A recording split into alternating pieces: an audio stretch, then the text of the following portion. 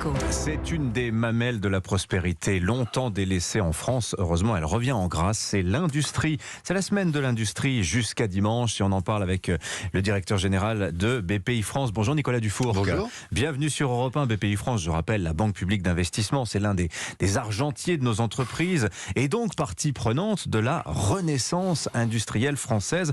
On lit ça partout, la renaissance industrielle française. Mais est-ce qu'on y est vraiment, Nicolas Dufourcq, ou bien est-ce que c'est encore un vœu pieux ? Non, c'est pas un vœu pieux. Ça sera lent, ça sera progressif. Ça demande beaucoup d'efforts, mais on a toute une nouvelle couche d'entrepreneurs jeunes qui souhaitent se lancer dans cette aventure. Et par conséquent, on les soutient. Et il y avait la semaine dernière un salon extraordinaire qui était le salon Made in France, avec des vibrations incroyables super positive. Quand on allait de stand en stand, il y avait quand même 1000 intervenants. C'est vrai qu'on a senti cette année que c'était pas que du folklore. Le Made in Non, France. pas du tout. Il y avait un vrai truc. Non, absolument. Et d'ailleurs, dans tous les compartiments de l'industrie, le textile, on aurait pu penser que le textile était complètement mort. En fait, pas du tout. D'abord, il y a encore des écoles de textile, il y a des ingénieurs de textile, et puis il y a des usines textiles en France. Et beaucoup d'entreprises d'origine familiale qui sont encore là, mais également dans les autres secteurs que sont beaucoup plus techniques, de la métallurgie, des matériaux composites, du semi-conducteur évidemment. Non, il se passe énormément de choses. On investit beaucoup, il faut dire. Alors, on investit beaucoup, très intéressant aussi qu'on a passé un peu le stade simplement des constats, des erreurs passées. Aujourd'hui, on en est vraiment dans l'action. Et ce qu'il faut dire, c'est que l'industrie, c'est pas que de très très grandes entreprises. C'est très important aussi. Il y a plus de 100 000 PME industrielles en France. Seulement, et alors ça, c'est un peu le point faible, à peine 1 sur 2 estime aujourd'hui être une PME innovante. C'est-à-dire qu'elle investit dans la recherche, dans le développement de nouveaux produits, de nouveaux procédés de fabrication. Vous trouvez que 1 sur 2 sur 122 000, je crois que c'est ça, vous trouvez que c'est trop peu. Oui, on trouve que c'est trop peu, bien sûr. Ça a toujours été en fait la faiblesse de notre tissu économique. Dans les années 2000, c'est bien établi maintenant. Une des raisons pour lesquelles on a désindustrialisé, une parmi plein d'autres, évidemment, c'est que nous n'avions pas assez de PME qui étaient innovantes. Alors pourquoi est-ce que les PME sont pas innovantes ? C'est beaucoup parce qu'elles ont le nez dans le guidon, il faut se le dire. C'est beaucoup parce que l'entrepreneur est très isolé. Raison pour laquelle nous avons créé à peu près 130 écoles pour faire rentrer les entrepreneurs dans des collectifs. Oui. De patrons et patronnes qui travaillent ensemble pendant 2 ans. Oui, qui lèvent un peu le nez simplement de l'actualité immédiate de leur production. Et qui travaillent un peu avec des consultants, qui reviennent sur les bancs des universités avec nous, qu'on emmène à l'étranger, etc. Et ça les conduit à passer à l'acte dans l'innovation. Mais ce qu'il faut avoir en tête, c'est que il y a énormément de PME qui ont des très bons projets dans les tiroirs. Donc ce que nous allons faire, nous allons aller chercher ces projets et dire à ces patrons et patronnes de PME qu'on peut les faire. Donc vous, BPI France, qui est un financier, vous leur dites, tiens, ça c'est intéressant, vous pourriez... Oui. En fait, on leur dit ce qu'on dit à tout le monde, c'est-à-dire, n'ayez pas peur de le faire. Oui. Parce que on peut comprendre, dans le contexte... Ils ont des raisons d'avoir peur en ce moment, quand même. Ils ont quand même des raisons de se dire, est-ce que c'est bien le moment ? Et on leur dit, oui, c'est le moment, et on va vous le financer, on va le faire avec vous, on va mettre en relation avec des bureaux d'études pour le faire, etc. On a fait un événement avant-hier, on a publié donc un livre, sur précisément les PME innovantes, qui porte entièrement sur ce sujet-là. Alors, c'est intéressant parce qu'on voit qu'en ce moment, il y a la crise, les remboursements des prêts garantis par l'État, les factures d'énergie qui explosent, tout ça, ça pèse quand même sur les capacités à investir.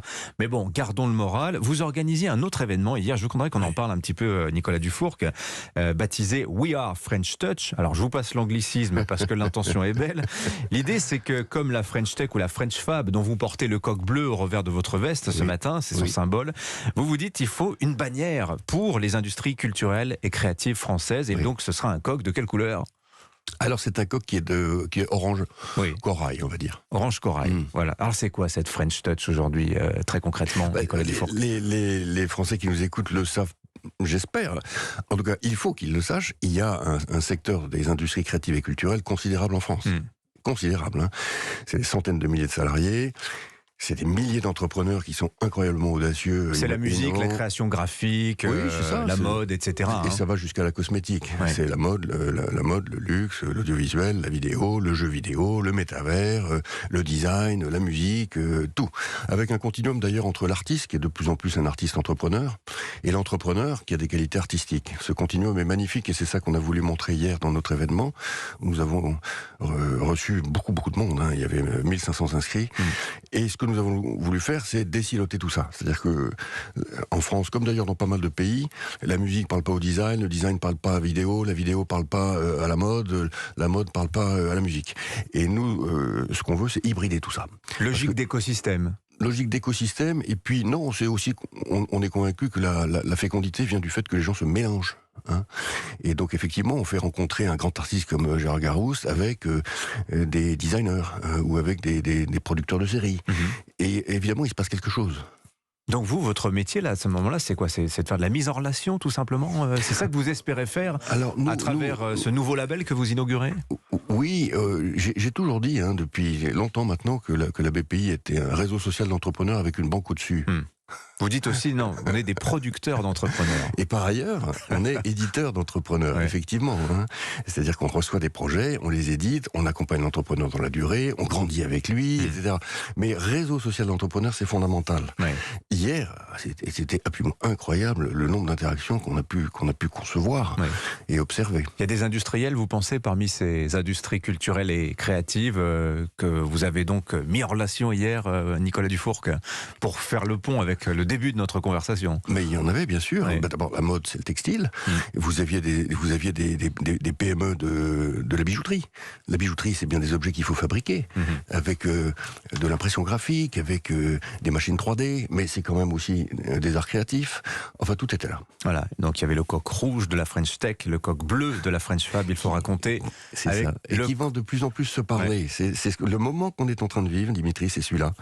C'est que les grands blocs de la société française commencent à se parler. L'industrie parle au créatif, le créatif parle à la tech parle à l'industrie. Effectivement, ces grandes communautés qui sont les coqs, le coq bleu, le coq rouge et le coq orange, se mélangent. Merci d'être venu nous voir sur Europe 1, Nicolas Dufourcq, directeur général de BPI France. Et je signale votre livre, La désindustrialisation de la France. C'est paru il y a quelques mois chez Odile Jacob, mais c'est un livre important pour tous ceux que ces questions intéressent. Merci d'être venu nous voir. Bonne journée. 7h